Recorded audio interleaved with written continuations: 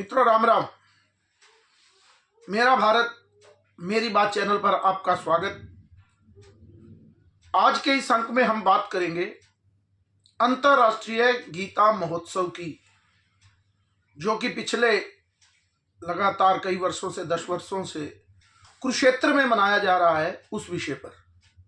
क्योंकि इस साल भी वो 29 नवंबर से शुरू हुआ और 15 दिसंबर तक चलेगा। उसी कड़ी में कल 9 तारीख को एक संत सम्मेलन भी था। हर साल होता है वो संत सम्मेलन, तो वही सम्मेलन, सभी संतों का एकत्र होना, वो कार्यक्रम कल पवित्र ब्रह्म सरोवर पर था।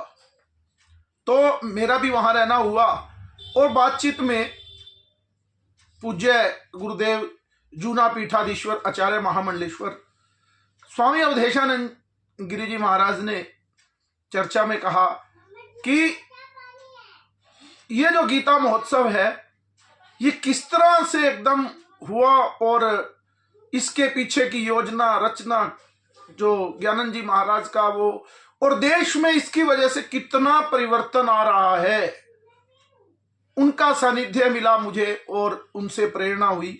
उन्होंने कहा कि इस विषय पर भी बोलना ही चाहिए कि आज पहले देश की क्या परिस्थिति थी और आज देश में क्या परिस्थिति है, और कैसे एक सरकार ने आकर गीता जयंती को इस तरह से इतना विश्व पटल पर ला दिया और उसके पीछे एक संत की क्या प्रेरणा रही। उन्होंने कहा कि इस विषय पर बोलना चाहिए, तो मैं उनकी आज्ञा पाकर ही, उनकी प्रेरणा से ही आज ये विषय आपके सामने रख रहा हूं और ये उनके चरणों में ही समर्पित है। आपको ध्यान होगा क्योंकि गीता तो 51-5200 वर्षों से कही गई और हरियाणा उसकी धरती है कुरुक्षेत्र में। तो लेकिन इतने वर्षों, यानी देश आजाद होने के इतने वर्षों तक भी हमें भी नहीं मालूम होता था कि कब गीता जयंती आई और कब गीता जयंती चली गई। 2014 में एक लोकसभा का जब चुनाव हुआ और देश में नरेंद्र मोदी जैसा व्यक्ति प्रधानमंत्री बना, और उसके बाद हरियाणा में भी एक योगी मुख्यमंत्री दिया नरेंद्र मोदी ने, उसका नाम था मनोहर लाल खट्टर, आपको ध्यान ही है। और उसी समय से उन्होंने एक विषय लिया और संतों के चरणों में बैठे और एक निर्णय किया कि इस जो गीता जयंती या गीता महोत्सव है, इसको एक बड़े स्तर पर मनाएंगे। तो उसको एक बड़े स्तर पर मनाना कुरुक्षेत्र में शुरू किया और इस पूरी योजना रचना के पीछे भी एक संत थे, पूज्य गीता मनीषी, जिनका नाम ही गीता मनीषी है, जो जीते ही गीता में है, पूज्य ज्ञानंद जी महाराज। और उनके आशीर्वाद से ये विषय शुरू हुआ। कुरुक्षेत्र डेवलपमेंट बोर्ड में बदलाव हुआ और उसकी स्थिति हुई। महाराज जी ने एक संत प्रवृत्ति के जो साथी थे, युवा थे, उनको इसमें लिया और एक भव्य रूप धीरे धीरे सरकार का और संतों का मिलकर यह स्वरूप बना।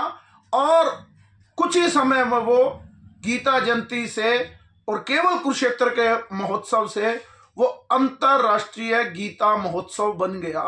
उसकी छवि जो है अंतरराष्ट्रीय हो गई।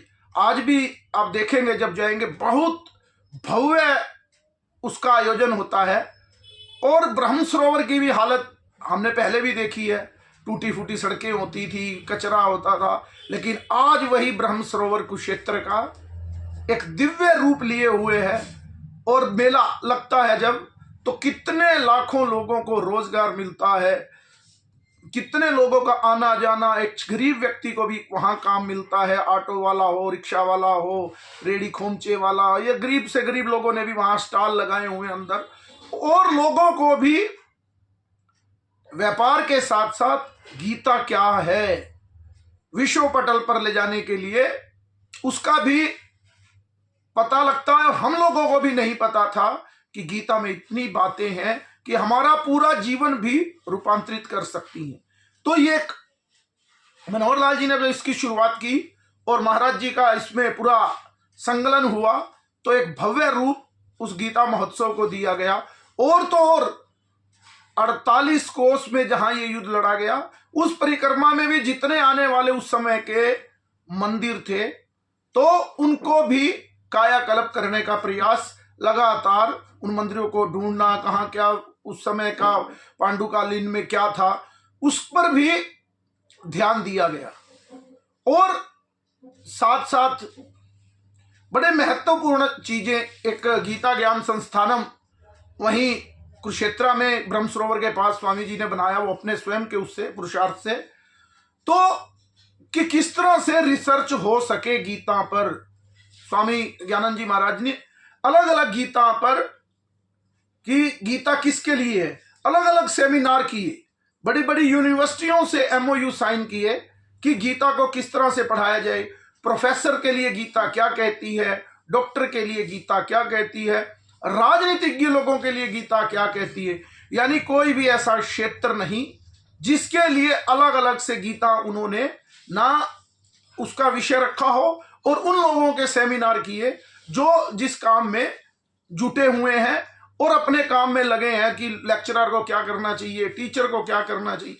यानी गीता हर एक व्यक्ति के लिए है, उन्होंने में उद्धत किया इन चीजों में, और इस रूप में गीता को पूरे विश्व में ले जाने का काम किया। आपको ध्यान होगा जब नरेंद्र मोदी देश के प्रधानमंत्री बने, तो उससे पहले जब भी देश के लोग जाते, कोई ताजमहल पे फोटो खिंचवा रहा था या कोई भेंट भी ताजमहल कर रहा था, जैसे ही नरेंद्र मोदी देश के प्रधानमंत्री बने, वो अमेरिका गए तो सबसे पहले उन्होंने भेंट स्वरूप श्रीमद् भागवत गीता को ही वहां के राष्ट्रपति को दिया। मोदी जी जब भी कहीं जाते तो गीता ही देते।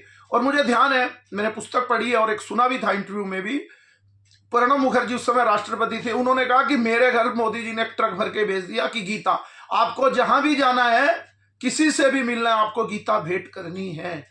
यानी कि एक योगी पुरुष देश का जब प्रधानमंत्री बना, और फिर साथ साथ हरियाणा में भी, क्योंकि इस समय बात हरियाणा की है, तो हरियाणा में जिस गीता महोत्सव की जो मैं बात कर रहा हूं, वो किसी भी स्तर पर बहुत छोटा था, लेकिन अब जिले जिले में, हरियाणा के जितने भी जिले हैं उनमें भी गीता महोत्सव मनाया जा रहा है। और आपको कल्पना करेंगे, आपको भी बहुत कम ध्यान होगा इस विषय पर, क्योंकि मुझे भी एक दो जगह जाने का मौका मिला साथ में, तो गीता महोत्सव जेल में भी, आप मानोगे, कैदियों के लिए भी गीता है। मैंने खुद प्रवचन महाराज श्री के साथ सुने हैं, साथ जाने का मुझे एक दो जगह सौभाग्य भी मिला कि जेलों में जाकर भी कैदियों को सुधारना। हम लोग कह देते हैं कि संत महात्मा हैं, बड़े बड़े आश्रम हैं और गाड़ियां हैं, क्या करते हैं? अगर आप बारीकी से देखेंगे, ये पूरा रूपांतरित समाज को, हमारा जो संत समाज है, जिसको हमारी आने वाली पीढ़ियों को कुछ भी नहीं पता और वो ऐसे ही इग्नोर कर देती है। लेकिन पिछले 10 साल में बहुत बदलाव भी है, लेकिन अगर आप नजदीक से देखेंगे तो कितनी मेहनत, सुबह 4 बजे से लेकर रात के 11 बजे तक, हम लोग तो फिर भी आराम करते हैं, घूमते फिरते हैं, उनका चिंतन तो हर समय इसी में ही बीतता है। ये मेरा देखा हुआ अपना भी अनुभव है। तो मेरे कहने का अभिप्राय कि किस तरह से गीता को जन जन तक पहुंचाना, एक ऐसी योजना पहली बार है। नहीं तो नीचे समाज से आवाज उठती है, हमें ये चाहिए, हमें वो चाहिए, सरकार फिर उसकी रोटी का इंतजाम करती है, फ्री कनक देती है, बहुत कुछ करती है। लेकिन ऐसा विषय जो सरकार ने खुद से लिया है कि हमें अपनी गीता को, गीता जयंती को या अपने त्योहारों को खूब अच्छे तरीके से मनाना है। मोदी जी एक बात जो कह रहे हैं कि विकास भी और विरासत भी, विकास तो हो रहा है, साथ में विरासत का संरक्षण भी कैसे हो रहा है, इसका जीता जागता उदाहरण अपने आप में एक ये हरियाणा में जो कुरुक्षेत्र में गीता जयंती महोत्सव है अंतर्राष्ट्रीय, वो अपने आप में देखने लायक है। सरकार कर रही है तो आम जन की भागीदारी भी उसमें बड़ी जरूरी है। कैसे होगी हमें मालूम नहीं होता। हम बात करते हैं कि हमारे बच्चे कहना नहीं मानते, लव जिहाद हो रहा है, विधर्मी लोग हमारे बच्चों को धर्म परिवर्तन करवा रहे हैं, तो उसके लिए हम ही कसूरवार हैं।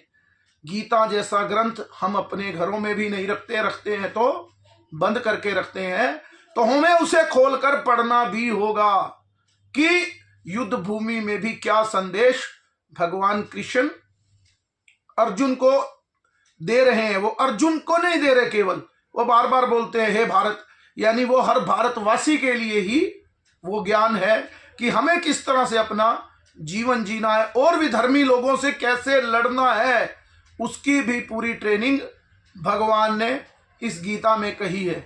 तो मेरे कहने का मतलब कि बहुत कुछ इस देश में अब बदल रहा है। कल उस कार्यक्रम में मैं भी था, तो जैसे मैंने कहा कि वहाँ मुख्यमंत्री आए, कहाँ के, क्योंकि हरियाणा के मुख्यमंत्री का तो लगभग रोज ही आना जाना होता है। कल वो व्यस्त थे एक कार्यक्रम में, मोदी जी कल आए हुए थे पानीपत में, तो मोहन यादव आए और उन्होंने भी इस विषय को लेकर चर्चा की कि क्योंकि हर बार मैंने जैसे कहा कि एक अंतर्राष्ट्रीय देश भी इसमें सहयोगी होता है और एक प्रांत होता है, जैसे इस बार तंजानिया राष्ट्र के रूप में और उड़ीसा एक स्टेट के रूप में प्रतिभागी है, साथ में सहयोगी है। तो उन्होंने कहा कि अगली बार की चिट्ठी मेरी लगा लेना और अगली बार हम सहयोगी बनना चाहते हैं।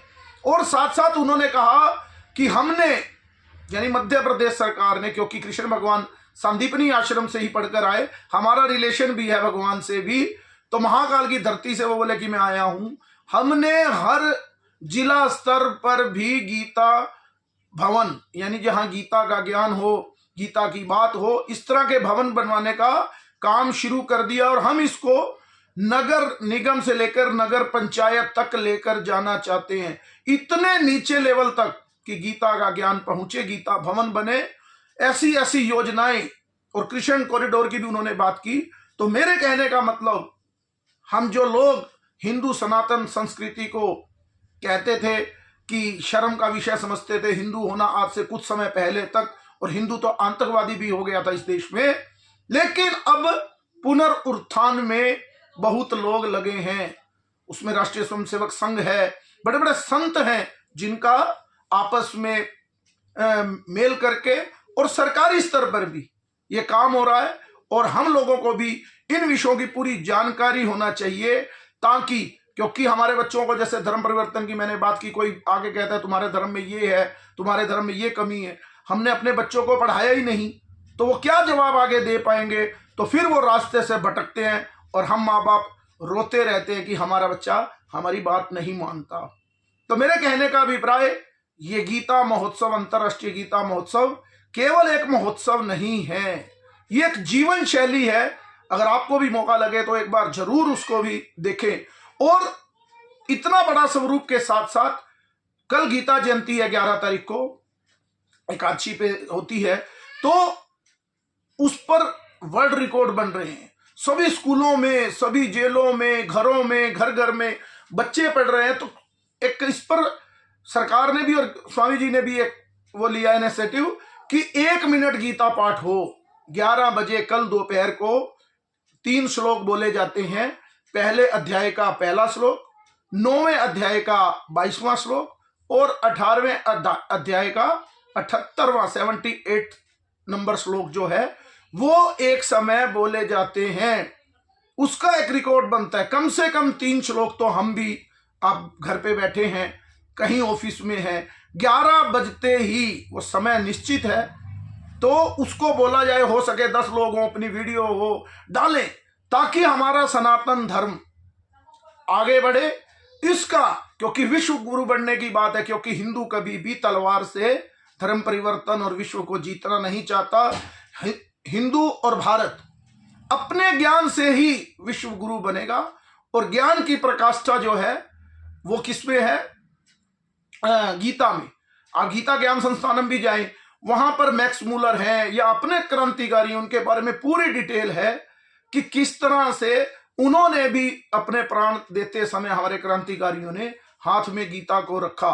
और बड़े बड़े जो अपने इस पूरे विश्व के जो श्रेष्ठ ज्ञानी पुरुष हैं, उन्होंने भी किस तरह से गीता पर अध्ययन किया। और एक पूरा म्यूजियम है, वो भी देखने लायक है, तो आपको वो देखना भी चाहिए। और कल ठीक 11 बजे 11 दिसंबर को ये जो आयोजन है उसमें सम्मिलित भी होना चाहिए। मैं फिर कह रहा हूं, पहले अध्याय का पहला श्लोक, 9वें अध्याय का 22वां श्लोक और 18वें अध्याय का 78वां श्लोक, ये बोले। अगर नहीं बोला जाता, कम से कम 11 बजे अपनी गीता को अच्छी तरह से प्रणाम कर एक पुष्प तो हम चढ़ा ही सकते हैं, ताकि हम भी सम्मिलित हों गीता जयंती पे। मैंने फिर कहा कि मेरे को ये प्रेरणा आज इस अंक की, क्योंकि मैं इसका ज्ञानी नहीं हूं, लेकिन एक प्रेरणा पूज्य श्री आचार्य श्री द्वारा हुई, तो इस पर आज मैंने आपसे इस विषय को लेकर बात की। बहुत सी बातें हैं, एक लंबी वीडियो बन सकती है जो स्वामी ज्ञानंद जी महाराज जी ने किया, और संत जब मिलकर आपस में एक दूसरे से ऐसी बात करते हैं, इसी के रूप में एक भव्य आयोजन आपको पता है कि 12 जनवरी से कुंभ भी शुरू हो रहा है और वो 10 फरवरी तक चलेगा, और लंबा चलता है वैसे, लेकिन उसके स्नानों की तारीख बीच में है, जैसे 13, 14 जनवरी, 27 जनवरी और 3 फरवरी। पहले जिसको शाही स्नान कहते थे, अब उसको अमृत स्नान भी नाम दिया गया है, क्योंकि बहुत सी चीजें इस देश में बदलने वाली हैं। तो वो भी एक भव्यता है, क्योंकि 2019 का वो भव्य अर्ध कुंभ मैंने देखा है, इतने बड़े नजारे। जब मैं वही कह रहा हूं कि जब आपके एक वोट से सरकार बदलती है और आपकी संस्कृति और विरासत को बचाने वाली सरकार बनती है, तो कितना बदलाव इस हमारे जीवन में आता है। ये गीता अंतर्राष्ट्रीय महोत्सव और कुंभ जो प्रयागराज में लगता है, उसमें बदलाव देखेंगे। जो 2012 में आजम खान जैसा व्यक्ति उस कुंभ का प्रभारी मंत्री था, तो क्या कुंभ की स्थिति होती होगी। लेकिन आज अगर आप भव्यता देखेंगे तो वो कुंभ की भी देख सकते हैं। और हरियाणा में भी जैसे मनोहर लाल जी ने इसको शुरू किया, अब नायब सिंह सैनी के नेतृत्व में भी एक भव्य आयोजन कुंभ का हो रहा, उसका गीता महोत्सव अंतर्राष्ट्रीय का हो रहा है। तो आपसे भी निवेदन, आप उसको भी देखें और ज्यादा से ज्यादा गीता को सर्च करें। आज के अंक में इतना ही। मेरे इस चैनल को ज्यादा से ज्यादा लाइक कीजिए, सब्सक्राइब कीजिए और ज्यादा से ज्यादा शेयर कीजिए। भारत माता की जय, वंदे मातरम, जय श्री राम।